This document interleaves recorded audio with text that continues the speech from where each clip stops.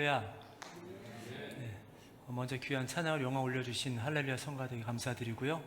또 이렇게 주일 강단을 허락하여 주신 우리 하나님께도 감사와 영광 올려드립니다.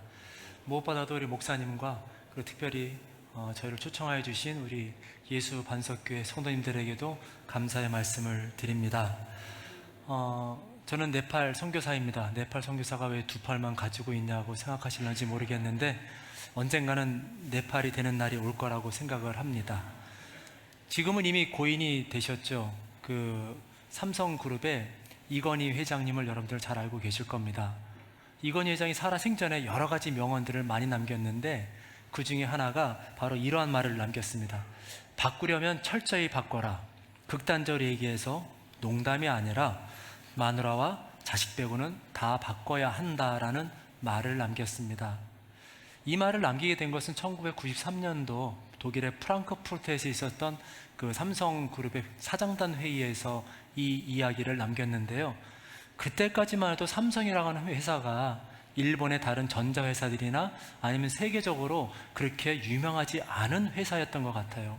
그래서 이건희 회장은 우리 삼성이 이 경쟁하는 사회 속에서 살아남기 위해서는 변하지 않고서는 우리 삼성이라는 회사가 살아남을 수 없다라는 결단 하에 사장단들을 모아놓고 그 이야기를 나누면서 변화를 강조한 것이죠.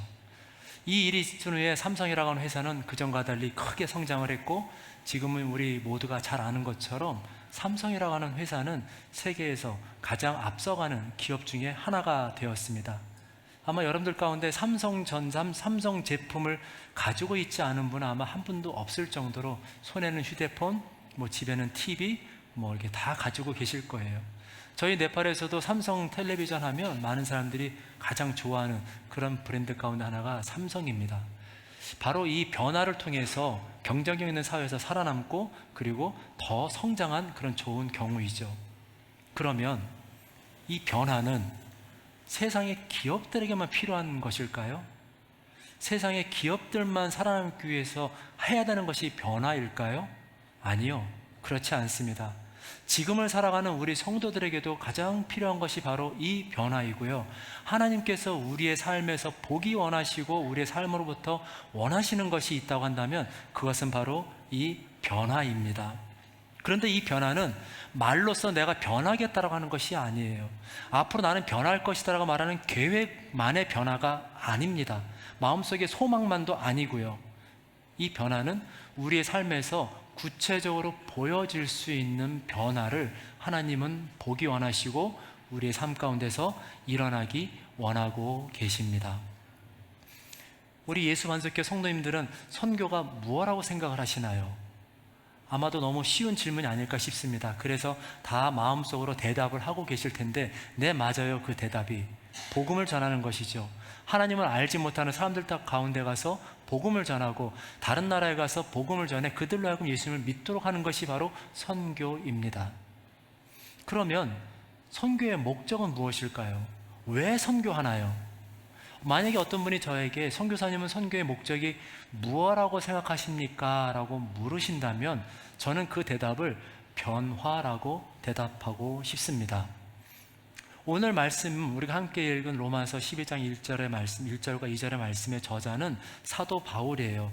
잘 아시는 것처럼 사도 바울은요 고린도에 머물고 있었어요. 이 로마서를 쓸 때에 고린도에 머물면서 그의 3번에 걸친 선교 여행을 통해서 이제는 예루살렘과 유대와 사마리아 그곳에 복음을 전하고 이제는 땅끝까지 이르러 복음을 전하고자 하는 계획을 가지고 있었습니다. 그때 당시에 땅끝이라고 하면 서바나라고 불리우는 지금의 스페인이죠. 그곳에 가서 복음을 전하야겠다는 마음을 가지고 있던 차에 로마, 즉 스페인으로 가는 그 중간에 로마라고 하는 곳에도 그리스도인의 공동체가 있다라는 이야기를 듣습니다. 로마의 교회가 어떻게 시작되었는지, 그 로마의 어떤 성도들이 어떻게 예배를 드리게 됐는지 정확하게 그것은 우리가 알 수 없지만, 그러나 분명한 사실 한 가지는 그때 당시 로마라고 하면 세계 최강대국이었죠. 세계 모든 각지에서 사람들이 모여 있는 곳이었습니다.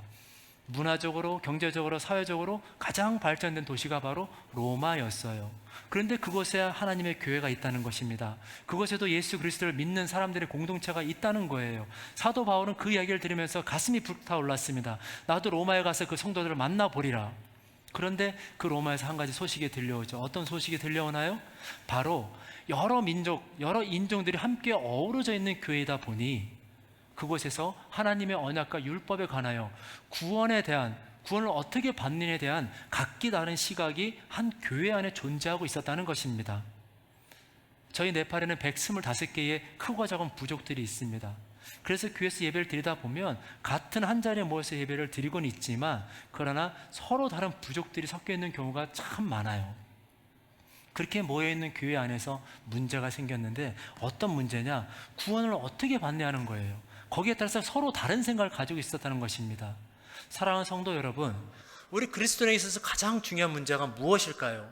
먹고 사는 문제요? 물론 중요하죠. 그러나 적어도 우리가 그리스도인이라고 한다면 우리에게 있어서 가장 중요한 문제는 구원입니다. 구원을 받았느냐, 구원을 받지 못했느냐라는 문제보다 더 중요한 문제가 없다는 거예요. 내가 구원받았다는 것은 곧 내가 그리스도인이라는 것의 징표이고요. 그리고 내게 주어진 가장 큰 선물이기도 하죠. 그런데 이 구원을 어떻게 받느냐에 이 문제에 대해서 서로 다른 생각이 가지고 있었다는 것, 그런 다툼이 있었다는 것은 정말 심각한 문제가 아닐 수가 없겠죠. 이런 상황에서 로마 교회를 향하여 사도 바울은 한 가지 편지를 적어서 보냅니다. 바로 예수 그리스도의 복음에 관한 비밀을 글로 적어서 보내게 되는데 그것이 바로 오늘 우리가 함께 읽은 로마서 말씀이잖아요. 사도 바울은 이 로마서 말씀을 통하여 분명하게 알려줍니다. 구원은 믿음을 통해서 받는 것이라고요. 믿음으로 우리는 구원을 이룬다는 것을 알려주게 됩니다. 행위가 아니라 믿음으로 구원을 받고요. 유대인이기 때문에 구원을 받는 것이 아니라 할례를 받았기 때문에 구원을 받는 것이 아니라 유대인이든지 아니면 이방인이든지 우리는 믿음으로서만 구원을 받고 구원에 이른다는 사실을 이 로마서 말씀을 통해서 알려줍니다. 그렇다 한다면 구원을 받은 이후에 우리의 삶은 어떠해야 되는가? 우리의 구원은 선물로 얻어지는 것이죠. 우리가 구원을 받기 위해 어떤 돈을 들이거나 비용을 지불하거나 어떤 행위를 통해서 구원을 얻을 수 있는 게 아니에요. 이것은 예수 그리스도를 믿는 믿음으로 말미암아 그분이 우리를 위해 흘려주신 피값으로 우리가 거저 얻는 것이라고 한다면 구원을 받은 이후에 우리의 삶은 이 구원을 완전케 해나가는 삶의 노력이 있어야 되죠. 우리의 삶 가운데서 이 구원을 완성해 가야 되는 거예요. 어떻게 해야 될까요? 우리 삶의 변화가 있어야 되는 거죠. 사도 바울은 그래서 로마에 있는 이 성도들에게 구원 이후의 삶이 어떻게 바뀌어져야 하는지에 대해서 분명한 어조로 말씀해 주고 있는데 그것이 바로 오늘 우리가 함께 읽은 로마서 12장 1절에서 2절 말씀입니다. 내가 너희를 하나님의 모든 자비하심으로 권하노니 너희 몸을 하나님이 기뻐하시는 거룩한 산 제물로 드리라. 이는 너희의 드릴 영적 예배니라. 너희는 이 세대를 본받지 말라. 그러나 오직 하나님의 선하시고 기뻐하시고 온전하신 뜻이 무엇인지 분별해라 라고 이야기를 전해줍니다. 하나님이 기뻐하시는 거룩한 산제물은 무엇을 뜻할까요? 말로 되어지는 것이 아닙니다. 우리의 삶 가운데서 하나님 원하시는 삶을 우리가 보여드리고 그 삶을 살아야 한다는 거죠. 우리의 몸을 날마다의 제물로 하나님께 드려야 한다는 거예요. 우리의 삶을 통해서 하나님의 선하신 뜻이 무엇인지, 기뻐하시는 뜻이 무엇인지, 하나님의 온전하신 뜻이 무엇인지, 지금까지는 내가 원하는 삶을 살아왔다고 한다면, 지금까지는 내가 중심이 된 삶을 살아왔다고 한다면, 지금까지 내가 기뻐하는, 내가 좋아하는 삶을 살아왔다고 한다면, 그러나 구원받은 그 이후의 나의 삶은 하나님의 중심이 되어서 하나님이 원하시는, 하나님이 좋아하시는 삶을 살아야 한다는 것입니다. 이것이 바로 변화된 삶이에요. 이것이 바로 하나님이 원하시는 삶이라는 거죠. 진정한 믿음은 우리를 변화시킵니다. 그리고 이 변화를 통해서 우리는 하나님의 자녀, 하나님의 나라를 이루어가는 백성으로 살아갈 수 있게 되는 거예요. 바울이 이렇게 말할 수 있었던 근거는요, 바로 바울 그 자신이 이런 변화를 직접 경험했기 때문이죠. 사도행전 7장 말씀에는 우리가 잘 알고 있는 가슴 아픈 사건이 나옵니다. 바로 스데반 집사님의 순교 사건이죠. 사람들이 스데반 집사를 향하여 돌을 던집니다. 그냥 던지는 게 아니에요. 죽으라고 던지는 거예요. 하나만 던지는 게 아닙니다. 죽을 때까지 돌을 던졌고 스데반 집사님은 그의 목숨이 끊어질 때까지 돌에 맞았어요. 돌에 맞아 보신 적 있으세요? 저는 있어요. 진짜 아프더라고요. 근데 딱 한 대만 맞았기에 망정이지 아마 몇 대 더 맞았으면 저도. 그런데 스데반 집사를 향하여 돌을 던지며 그를 죽이던 그 사람들의 무리 가운데 누가 있었는지 아십니까? 사도 바울. 아니, 그때는 사울이었죠. 사울이 그 무리 가운데 있었습니다. 돌에 맞아 고통 가운데 죽어가는 스데반 집사님을 바라보면서 아파하거나 슬퍼하거나 안타까워하거나 어떻게 사람들이 이럴 수가 있지라고 그 마음 가운데 분노가 일어나거나 한 것이 아닌, 스데반 집사님의 그 죽음을 당연시 여기며 돌을 던지던 사람들의 옷을 지키고 서 있던 사람이 바로 누구였어요? 그가 바로 사도 바울이었습니다. 그랬던 그가 오늘도 역시 그리스도인들을 붙잡으러 다메섹으로 가고 있었습니다. 그리스도를 믿는 사람들을 잡아 공회에 넘기기 위해서 다메섹으로 가고 있던 그 길에서 사도 바울은 그의 일생일대의 가장 큰 변화를 경험하게 되죠. 사도행전 9장 말씀이에요. 땅에 엎드러져 들으매 소리가 있어 이르시되 사울아 사울아 네가 어찌하여 나를 박해하느냐 하시거늘 주여 뉘시오이니까 나는 내가 박해하는 예수라. 이 만남을 통해서 사울은 변화하게 됩니다.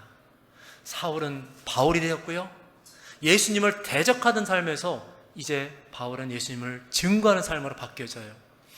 예수님을 믿는 사람들의 생명을 취하던 사울은 이제 예수님을 위하여 자기의 생명을 내어놓는 바울이 된 것이죠. 이것이 바로 우리가 바울에게서 볼 수 있는 믿음 이후의 변화입니다. 구원이 들어간 이후의 변화가 바로 이 바울에서 나타난 변화죠. 그냥 말로 바울이 변했어요, 사울이 변했어요가 아니라 그의 삶에서 우리가 보고 경험하고 알 수 있는 구체적인 변화가 바로 이런 변화라는 거예요. 그래서 이런 변화에는요, 사도 바울의 삶을 통해서 알 수 있는 것처럼 몇 가지 중요한 교훈이 쫓아오는데, 첫째, 변화하게 되면 축복이 따라옵니다. 이 축복은 어떤 축복일까요? 물질의 축복도 있을 수 있어요. 가정의 복도 있을 수 있죠. 이 코로나의 어려운 시기를 잘 통과해온 여러분들 가운데는 하나님께서 사업의 복도 주셨을 것 같아요. 그러나 그런 그 모든 복보다 더 정말 귀한 복은 우리에게 주어진 구원이라고 하는 축복입니다. 영생의 축복인 것이죠. 사도 바울은 바로 이 만남을 통해서, 이 변화를 통해서 축복을 얻었고 영생을 얻었다는 거예요. 그의 삶이 변했다는 것입니다. 사랑하는 성도 여러분, 여러분들은 이 구원의 축복을 누리고 계십니까? 여러분들이 예수님을 믿고 이 구원의 축복을 받아 누리고 계신가요? 그런데 내가 예수님을 믿고 여전히 내 삶이 어제와 다르지 않다고 한다면, 여전히 내 삶이 지난주와 다르지 않다고 한다면, 내게 변화가 없다면 과연 내게 예수님으로 말미암은 그 구원이 내게 왔는가, 내게 주어졌는가 한번 점검해 보셔야 돼요. 진정한 믿음은 우리를 변화시키거든요. 구원은 우리를 변화시키거든요. 두 번째로 이 변화를 하게 되면 우리에게 쫓아오는 교훈은요, 만남입니다. 우리에게는 새로운 만남이 주어져요. 이전까지는 나를 죄로 끌고 가는 사람들과 만남이 있었습니다. 이전은 나를 더 세상 가운데로 가까이, 세상 속으로 끌고 들어가는 만남이 있었다는 거예요. 여러분들께서 예수를 만나지 못했다고 한다면 여러분들은 지금쯤 차를 타고 어디론가 가까운 유원지로 가는 차 안에 계셨을지도 모르죠. 그러나 우리가 예수를 만나고 우리가 구원을 받은 이후에 우리에게는 새로운 만남들이 찾아와요. 함께 동역하여 하나님 나라를 이루어가는 만남이 있게 되죠. 제가 어떻게 여러분들을 만날 수 있었겠습니까? 예수님 때문 아닌가요? 사도 바울은 그 이전에 스데반 집사를 죽이던 사람들과의 만남이 있었습니다. 다메섹으로 예수님을 믿는 사람들을 붙잡으러 가는 사람들과의 만남이 있었지만, 그러나 그가 예수님을 만나고 난 다음에는 아나니아를 만났습니다. 바나바를 만났고요, 실라를 만났고요, 마가와 누가와 디모데와 브리스길라와 아굴라와 같은 이런 믿음의 동역자들을 만나서 함께 하나님의 나라를 확장해가는 그 사역에 쓰임받게 되었다는 것이죠. 세 번째로 이 변화를 하게 되면 우리에게는 사명이 주어집니다. 이 사명이라는 것이 복음을 전하는 사명 혹은 선교 사명이라는 것이 앞에 있는 저나 우리 목사님에게만 주어지는 어떤 특별한 사람들에게만 주어지는 것이 아니라는 거예요. 이 사명은 예수 그리스도의 몸된 지체된 우리 모두에게 주어지는 것이 바로 이 사명입니다. 사도 바울은 그가 예수를 만나고 난 뒤에 이 아나니아 선지자를 통해서 바로 이 사명을 받게 되죠. 주께서 이르시되 가라. 이 사람은 내가 내 이름을 이방인과 임금들과 이스라엘 자손들에게 전하기 위해 택한 나의 그릇이다라는 사명을 받았죠. 여러분들의 사명은 무엇입니까? 일부 예배 때도 이 말씀을 잠깐 드렸는데 손가락 5개가 서로 싸우기 시작을 했어요. 엄지손가락이 말합니다. 나는 엄지, 으뜸이니까 내가 제일 커. 두 번째 검지가 말해요. 사람들은 무언가를 가리킬 때마다 나를 사용하지, 내가 제일 커. 세 번째 손가락은 이렇게 잡을게요. 내가 키가 제일 크잖아? 그러니까 내가 제일 크지. 네 번째 손가락이 얘기해요. 너희들 결혼 반지 어디다 끼니? 내가 제일 잘났어. 마지막 이 새끼손가락은 뭔가 특히 내세울 게 없었습니다. 뭐라고 말했는지 아세요? 아마 아시는 분도 있을 것 같아요. 나 없으면 니들 다 병신이야. 웃으셔도 괜찮아요. 예, 죄송합니다. 강단에서 좀 불경스러운 말을 해서. 우리는 그리스도의 몸된 지체로서 우리 각자에게 주어진 사명이 있다는 거예요. 그 사명은 누군가에게 특별히 주어진 게 아니라는 거죠. 우리가 예수를 만나고 구원을 받고 새로운 만남을 가졌다고 한다면 하나님께서는 내게 주신 사명인데 그 사명이 무엇인지 우리는 발견할 필요가 있습니다. 지금 이 자리에 앉아 계신 여러분들에게 주어진 사명은 무엇입니까? 우리가 선교를 하죠. 전도를 해요. 그리고 한 사람에게 믿음이 들어갑니다. 그럼 그 믿음 이후에는 삶이 변해져야 되는 거예요. 가치관이 변하고 생각이 변하고 삶이 변하는 구체적인 모습들이 보여져야 한다는 거예요. 내가 예수를 믿는다면 이 변화는 내 삶에서 보여져야 되는 것이죠. 여러분과 내가 같은 하나님을 믿고 있다고 한다면 여러분들의 삶에 보여지는 변화와 내 삶에 보여지는 변화가 같아야 해요. 다를 수가 없어요. 달라서도 안 되고요. 그래서 우리는 이 변화를 통해서 축복을 받고 새로운 만남들을 가지고 그리고 사명이라는 징표를 가지게 됩니다. 사랑하는 성도 여러분, 우리의 삶은 우리의 믿음을 보여줄 수 있어야 합니다. 사람들이 여러분들의 삶을 통해서 여러분들 안에 있는 믿음이 무엇인지 알 수 있어야 되고 발견할 수 있어야 한다는 거예요. 그래서 이 변화가 우리의 삶의 목적이 되어야 되고요. 제가 네팔에서 선교하고 전도하는 그 모든 것들은 바로 그들 가운데서도 이런 변화가 있기를 소망하며 이야기를 나눈 것이죠. 사도 바울도 그가 적어보낸 편지를 통해서 그가 행한 그 선교여행, 전도여행을 통해서 그가 전한 복음을 사람들이 듣고 교회들이 듣고 그런 변화가 일어나기를 보기 원했고 또 그런 변화들이 일어났음을 우리는 성경 곳곳에서 볼 수가 있습니다. 그와 같이 하나님은 지금도 네팔에서 일하고 계신데 바로 사도 바울이 보기 원했던 그 변화들이 우리 네팔 성도들에게도 동일하게 일어나고 있다는 사실을 저는 여러분들과 함께 나누고 싶어요. 네팔에 도대체 어떤 변화들이 있을까요? 네팔 사람들은요, 참 환경이 되게 멋있죠. 저기는 좀 오래됐는데 2010년도 이야기예요. 조금 옛날 이야기이긴 하지만 제가 이 교회를 너무 사랑하기 때문에 꼭 함께 나누고 싶어요. 2010년도 지금으로부터 약 12년 전에 동쪽의 카드발이라고 하는 마을에 카트만두에서 버스로 이틀길이 걸리는 곳인데 그곳에 교회를 하나 개척하게 되었습니다. 처음에 이렇게 몇몇 성도들 함께 모여서 예배를 드리고요. 시작 예배를 드리고 이제 벽에다가 A4 용지를 꺼내서 이렇게 뿌너루탄, 우리말로 하면 부활이라고 하는 뜻인데 이름을 크게 적어서 벽에 딱 붙이고 이제 교회를 시작되었습니다. 1년에 2차례에서 3차례 정도 다니면서 이제 세례식도 베풀고 성경도 함께 가르치고 하면서 이 교회의 성장을 이제 함께 지켜보았습니다. 어느덧 교회가 많이 부흥을 했어요. 교회 성도가 처음에 8, 7명을 시작한 교회가 이제는 100명 넘는 사람들 예배를 드리고 제적 인원은 한 200명 가까이 되는 그런 교회로 성장을 했죠. 2번 정도 양철로 교회를 지어서 이렇게 성장을 했고 지금은 한국교회 후원으로 저렇게 교회를 지금 건축하는 가운데 있습니다. 어느 정도 완공이 돼서 아마 이달 8월쯤에는 봉헌을 할 수 있지 않을까 싶어요. 그런데 이 교회에 툴레라고 하는 찬양 인도자가 있습니다. 이 툴레라고 하는 찬양 인도자는요, 참 재밌는 이야기가 이 친구에게 있어요. 이 친구는 교회를 다니지 않았거든요. 그리고 이 친구는 예수님을 믿지도 않았습니다. 여러분들 혹시 도둑세례라는 말을 들어보신 적 있나요? 예, 도둑세례라고 하니까 갑자기 몇몇 성도님들이 그게 무슨 말이야 하시는데 한국에서는 세례를 몰래 받거나 혹은 준비 안 된 상태에서 받을 수가 없죠. 다 이 교육과정이 있으니까. 그런데 저 친구는 말 그대로 도둑세례를 받았는데 지금 세례를 받는 모습이거든요. 목사님이 저 친구에게 세례를 줄 수 없다고 이야기를 했어요. 왜냐하면 저 친구가 좋아하는 여학생이 있었는데 그 여학생 때문에 교회를 하고 그 여학생 때문에 세례를 받고자 했기 때문에 목사님이 허락을 안 하신 거죠. 그런데 제가 저곳에 세례를 베풀러 갔을 때 갑자기 밖에 웅성웅성 하는데 좀 이상했습니다. 왜 그런가 했더니 저 친구가 세례를 너는 받을 수 없다라고 목사님이 이야기를 했지만 사람들이 잠시 딴 곳을 이렇게 주위가 흐트러진 틈을 타서 얼른 우퉁 벗고 뛰어들어와 저한테 이름을 말하고 지금 세례를 받고 있는 장면입니다. 사람들이 뭐 말릴 새도 없었죠. 왜냐하면 선교사가 가서 집례를 하고 있으니까 다른 분들은 이제 저를 존중해주는 마음으로 그냥 그렇게 했던 것 같아요.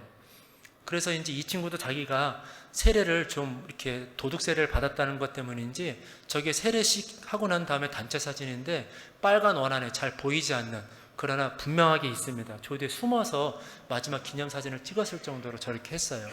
그럼 이 친구가 왜 이렇게 도둑 세례를 받을 만큼 간절했을까요? 정말 예수님을 믿고 싶어서?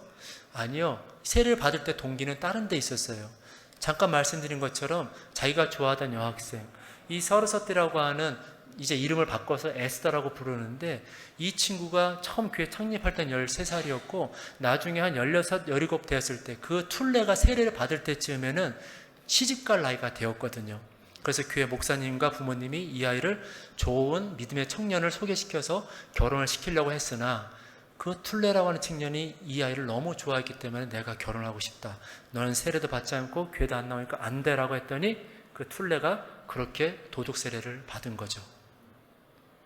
이 이후에 이 두 사람의 사랑 이야기는 어떻게 되었을까요? 깨졌을까요? 아니요. 아까 보셨겠지만 그 툴레라고 하는 친구는 지금 뿌나르탄 교회의 찬양 인도자로 그렇게 열심히 봉사를 하고 있고요. 이 두 사람은 앞 사진과 조금 다르긴 한데 우리 에스더 맞아요. 시간이 좀 지나서 어느덧 넉넉한 모습으로 좀 바뀌어지긴 했지만 결혼을 해서 지금 교회에 잘 섬기고 있어요. 한번 생각해 보십시오. 우리 저 툴레는 단지 이 여자아이가 좋아서 결혼하고 싶은 마음에 교회 와서 세례를 받고 도둑 세례를 받고 그렇게 교회를 다니기 시작을 했지만 하나님께서 그에게 찾아온 그 기회를 하나님은 놓치지 않으셨죠. 하나님은 우리 툴레의 믿음을 성장시켜 주셨고 교회 안에서 섬기게 하셨고, 그리고 지금은 교회 안에서 누구보다 더 열심히 찬양 인도자로 교회의 리더로 그렇게 섬기며 일하는 그런 사역자가 되었습니다. 우리 에스더는 어떻고요? 에스더는 이제 아이도 하나 낳았습니다. 아이도, 저 옆에 모자 쓴 사람이 전데 괜찮습니다. 한번 집을 갔는데 그 양철로 지은 집인데 집 벽에다가 다 성경 말씀을 일일이 적어서 붙여놓고 아이를 정말 열심히 양육하고 있더라고요. 교회 또 주일학교 부장님, 선생님으로 이 부부가 이렇게 열심히 섬기며 교회를 섬기는 모습이 제게는 얼마나 기쁜지 몰라요. 정말로 사랑스러운 부부이고 정말로 사랑스러운 그런 제자들이죠. 마치 브리스길라와 아굴라 같은 그런 부부의 향기가 이들에게서 느껴집니다. 성도 여러분, 여자 때문에, 좋아하는 여학생 때문에 교회를 다니기 시작했다고요? 그런 불경한 경우가 있어요? 그렇게 여러분들 인정하지 못할 것 같죠? 그런데 생각해 보십시오. 사도 바울은요, 다메섹으로 예수님을 믿는 사람들을 잡아 죽이기 위해 가던 길에 예수님을 만났어요. 어떻게 예수님을 믿게 되었는지, 어떻게 우리가 교회에 나오게 되는지 그 동기보다도 더 큰 것은 믿음 이후의 삶의 변화입니다. 우리 툴레와 에스더는 비록 그 믿음의 시작은 좀 다른 것이었을는지 모르겠지만 그러나 하나님의 훌륭한 일꾼으로 믿음 가운데서 잘 성장해가고 저들의 삶이 변하는 그런 모델을 저에게 보여주었고 저와 더불어 그 은혜를 함께 나누고 있습니다. 뿐만 아니라 네팔에서는요, 우리 목사님들이 많은데 네팔 목사님들은 신학 공부를 하고 목사님 되는 경우가 별로 없습니다. 대부분 다 앞에서 열심히 예배를 드리다 보니까 어느 날 갑자기 목사로 불려지게 되는 것이죠. 그래서 맨 앞자리 예배 드리시는 분들은 특별히 긴장하셔야 될지도 몰라요. 어느 날 갑자기 목사로 불려지는 날이 올지도 모르니까요. 물론 네팔에서입니다. 그러다 보니까 이 목사님들이 신학적 지식이나 성경적 지식이 조금 부족하고 대부분 가난한 환경에서 또 힌두교 카스트 계급에서 낮은 계급에 속해 있던 분들이라 자존감도 많이 낮습니다. 그러다 보니까 외국 사람들이나 선교사들을 보면 먼저 도움을 요청하게 돼요. 사람에게 의지하게 되는 것이죠. 사람들을 만나면 뭔가 좀 자신이 없어 보이기도 하고요. 그래서 그런 목사님들에게 이 훈련을 통해서 하나님을 의지하는 훈련을 같이 하게 됩니다. 올해는 28명의 목사님들이 함께 훈련을 받고 있는데, 모임을 하게 되면 3박 4일 동안 함께 모여서 먹고 자고 하면서 기도를 배웁니다. 그리고 서로의 기도 제목을 나누고 함께 서로 기도를 해줘요. 중보기도 하고 하나님 나라가 그 땅에 이루어지기를 함께 선포하며 기도합니다. 그런데 그 와중에 2년 전에 럭침이라고 하는 한 사모님이 이 훈련에 참석을 하셨어요. 이 사모님은 카트만두에서 한 6시간 정도 떨어진 시골에서 교회를 목회하시는 분이었는데, 이 사모님의 교회는 이 비닐하우스로 지은 아주 허름한 그런 교회였습니다. 비닐하우스처럼 해서 플라스틱을 덮어서 만든 교회였는데, 처음 저를 만나서 하셨던 말씀이 우리 교회 형편이 이러이러하니 좀 교회가 건축될 수 있도록 도와달라는 부탁을 하셨죠. 그 부탁을 듣고 내가 교회 건축을 당장 도와주거나 할 수 있는 사람이 아니니 우리가 함께 기도하면서 하나님의 인도하심을 구하자라고 말하고 함께 기도했습니다. 그리고 함께 이제 훈련을 받았죠. 1년의 훈련이 마친 다음에 이 사모님이 훈련이 많이 좋으셨나 봐요. 그래서 당신의 남편 목사님도 훈련에 참석해서 작년에는 남편 목사님도 이 훈련을 같이 마쳤습니다. 그리고 난 다음에 이 두 분이 훈련 과정을 통해서 배웠던 것이 한 가지가 있었는데, 느헤미야의 기도에 대해서 이분들이 깊은 은혜를 받았어요. 여러분들 느헤미야 잘 아시죠?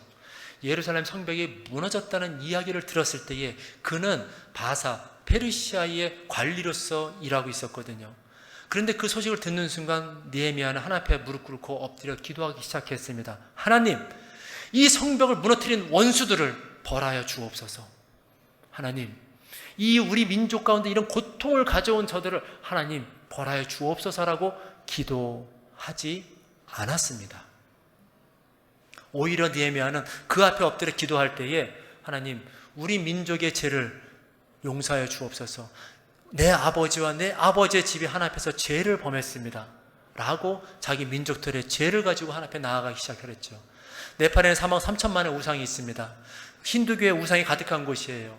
우리 목사님과 사모님은 기도할 때에 하나님 우리를 좀 도와주세요, 우리를 좀 힘드니까 좀 이렇게 도움의 손길을 보내주세요라고 기도하던 그 자리에서 느헤미야의 기도를 통해서 배운 것이 있다고 한다면, 느헤미야가 자기 민족들의 죄를 하나님 앞에 먼저 고백하고 나아갔을 때에 하나님께서는 하나님의 방법으로 그 바사왕 아닥사스다의 손을 통해서 성벽을 재건할 수 있는 물자를 지원받고 그곳까지 갈 수 있는 모든 행정적인 도움을 다 받아 예루살렘에 가서 성벽을 40일 만에 재건할 수 있었거든요. 우리 두 분이 거기에 깊은 감명을 받고 성도님과 함께 기도하기 시작을 해요. 하나님, 우리 민족의 죄를 용서해 주세요. 3억 3천만의 우상을 섬기고 있는 우리 이 네팔 백성들의 죄를 용서하여 주세요. 자기들이 살고 있는 그 고르카라고 하는 그 지역의 죄를 하나님 용서해 주세요 라고 기도하였을 때에, 사랑하는 성도 여러분, 어떤 응답을 하나님께서 주셨을까요? 하나님께서 어떻게 응답하셨을까요? 그렇게 비닐하우스처럼 허름하게 쓰러져가는 교회에서 목회하고 있던 우리 럭치민 사모님과 프라사드 목사님에게 하나님은 저 교회 건물을 주셨습니다. 어떻게 받으셨게요? 어떻게 응답하셨게요? 네팔은 힌두교 국가잖아요. 10명 중에 8명이 힌두교예요. 그 이야기인즉슨 정부 관리들도 다 힌두교라고 하는 이야기죠. 그런데 우리는 말하면 군청 같은 곳에서 연락이 왔습니다.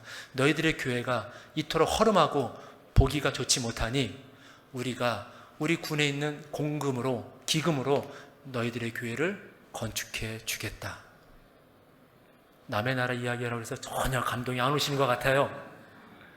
엄청난 일이에요. 생각하지도 못했던 일이고 사람의 생각으로는 기대할 수 없었던 일이 바로 우리 저 두 분 목사님과 사모님에게 일어났던 것입니다. 어떻게 해요? 하나님을 의지하고 믿음의 대상을 사람이 아닌 하나님께로 바꾸고 나아갔을 때에 하나님께서는 자기에게 나와 기도하는 자의 기도를 들으시고 하나님의 방법대로 저들에게 응답하여 주셨다는 거죠. 사랑하는 성도 여러분, 여러분들이 믿음의 대상은 어디에 있습니까? 세상에 있나요? 아니요.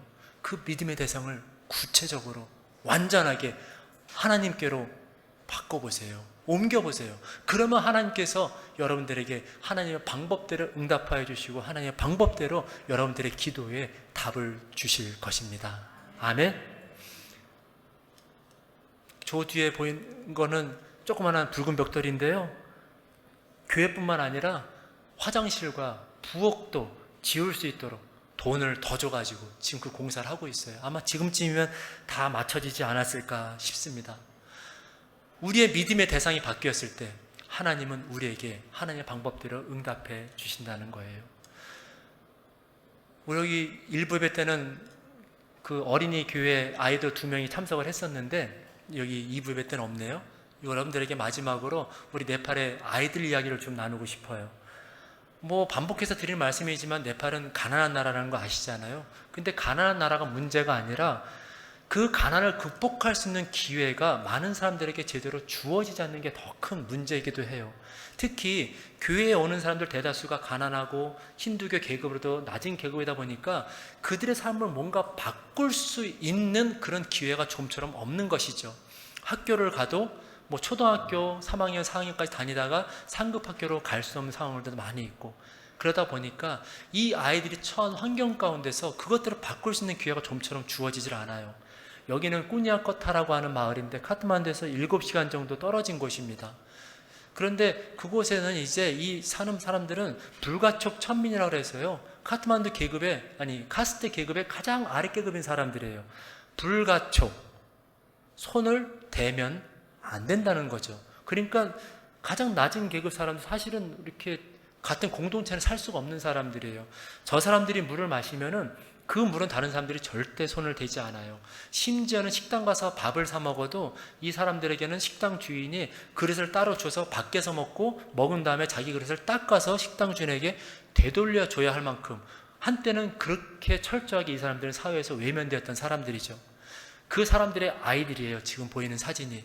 이 아이들의 삶은 아주 단순합니다. 아침에 일어나면 여자애들은 물을 기러 오고요, 남자애들은 가서 풀을 배우고요, 학교 끝나고 오후 시간은 저렇게 흙탕물에서 비 내려서 고여져 있는 조그마한 연못 같은 데서 뛰어놀고 하는 것이 저들의 삶의 일상이에요. 학교를 가서 무언가 바뀔 수 있다, 학교 가서 무언가를 배우고 내가 꿈을 갖는다는 것이 이 아이들에게는 사실 없었죠. 참 예쁘잖아요. 눈도 크고요. 저 아이들은 정말 감사한 게, 가난한 것도 있지만 어쨌든 돈 드릴 이유가 별로 없어요. 참 감사해요. 혹시 여러분들 가운데 미리 돈 들어가신 분이 있다고 한다면 위로의 말씀을 드립니다. 그런데 이 아이들에게는 더 안타까운 건 꿈이 없다는 거죠. 비전을 볼 수 없다는 거예요. 주변 자기 마을에 있는 모든 사람들이 아침에 일어나면 가서 농사 짓고 막노동하고 소작하고, 그리고 엄마들도 똑같이 그런 상황이다 보니까 무언가 보고 나의 모델을 삼을 만한 것들이 없는데, 학교에 가도 마찬가지예요. 학교에 가도 공부를 못하니까 선생님이 관심을 갖지 않아요. 관심을 갖지 못하다 보니까 공부에 관심이 멀어져요. 공부에 관심이 없다 보니까 학교를 안 가죠. 네팔 학교는 일요일부터 금요일까지 학교를 가는데, 일요일은 일이 있어서 못 가고, 월요일은 원래 안 가는 날이고, 화요일은 화나서 학교 안 가고, 수요일은 수요일이니까 안 가고, 목요일은 목이 말라서 못 가고, 금요일은 금방 안 갈 거 왜 또 가냐고 해서 안 가고. 그러다 보니까 아이들이 학교를 가든 학교를 안 가든 부모들도 학교 선생님들도 이 아이들도 크게 관심이 없죠. 그런데 이 아이들이 있어서 삶을 바꿀 수 있는 한 가지 수단은 돈 몇백만 원을 주고 몇천만 원을 줘서 하도록 하는 것이 그 방법이 아니에요. 염소를 주면 염소는 1년 지나서 다 잡아먹어 없어지고, 그런 것들이 도움이 안 되죠. 교육만이 이들의 삶을 바꿀 수 있는 유일한 기회인데, 이 아이들은 아침 학교에 10시에 등교를 합니다. 네팔에. 그래서 아침 8시부터 10시까지 이 아이들을 교회로 불러 모아요. 그래서 아이들을 가르쳐 주는 거죠. 큰 거 아니에요. 1 더하기 1은 2고, 그리고 네팔 말로 기억 니은은 꺼커거건데, 꺼커거가 뭔지 다시 한번 알려줘서 적어도 공부에 관심을 갖고 이 아이들이 내가 학교를 빠지지 않고 하고, 그리고 기회가 되면 좀 중학교까지도 갈 수 있도록 하는 그 마음을 가질 수 있도록 하면서 지난 3년의 시간을 보내왔습니다. 그런데 조금씩 변화가 나타나기 시작을 했어요. 먼저 학교 선생님들이 놀라기 시작을 했습니다. 이 아이들이 달라졌어요. 이 불가촉 천민이던 아이들이, 학교도 안 나오던 아이들이 학교를 빠지지 않고 오기 시작을 하고, 꺼커거도 모르는 아이들이 어느 날 갑자기 꺼커거를 이야기를 하기 시작을 하고, 1 더하기 1은 2라는 것을 대답하기 시작하고, 선생님들의 시각이 변하고, 그리고 그 아이들이 격려가 되고, 이 아이들은 또 배움에 있어서 무언가 성취감을 얻게 되다 보니까 이제는 학교에 열심히 가고 빠지지 않고 상급 학교로 진학하게 되죠. 이 아이의 소감을 한번 보세요.